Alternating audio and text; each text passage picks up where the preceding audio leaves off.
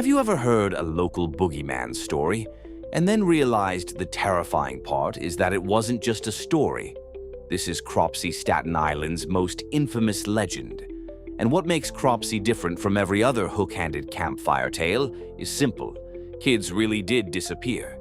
For decades, Staten Island parents warned their children about a man lurking in the dark, someone who lived near the abandoned places, the woods, the crumbling buildings, the edges of the city where streetlights don't reach. They called him Cropsey. In the classic version, Cropsey had a hook for a hand. He was said to be an escaped patient from Willowbrook State School, and he would come out at night to hunt kids, chasing them through the trees, dragging them into the shadows, making sure they never came back. It sounded like the perfect scare story, the kind of myth every neighborhood invents to keep kids from wandering too far. But Staten Island had something that made the legend feel possible. Willowbrook. A massive institution with a dark reputation, an isolated complex that already felt like the kind of place a monster could crawl out of.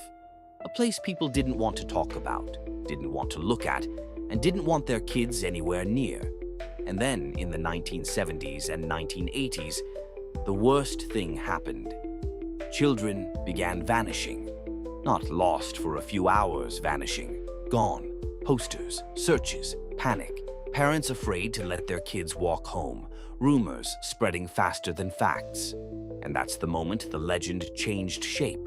Because when real fear enters a town, it doesn't stay neat and logical. It becomes a story, a face, a name, something you can point to. Cropsey stopped being a spooky warning and became an explanation. Then came the real-life figure people started whispering about, Andre Rand. Rand worked at Willowbrook.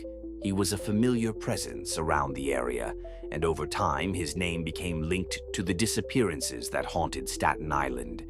He was eventually convicted in connection with child kidnappings cases that cemented the nightmare feeling that the Cropsey story had been describing all along.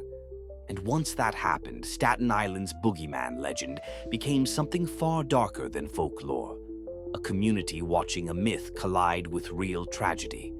That's why the story gained national attention again decades later, especially after the 2009 documentary Cropsey, which digs into how a childhood legend can grow teeth when the real world starts matching the rumor. Because the true horror of Cropsey isn't the hook hand, it's the idea that a place can create a monster story to protect kids, and then discover it may have been warning them about something real all along. So if you ever hear someone mention Cropsey like it's just a ghost story, remember what makes Staten Island's legend different. This time, the scary part wasn't the monster in the woods. It was the possibility that the monster was human, and he was already there.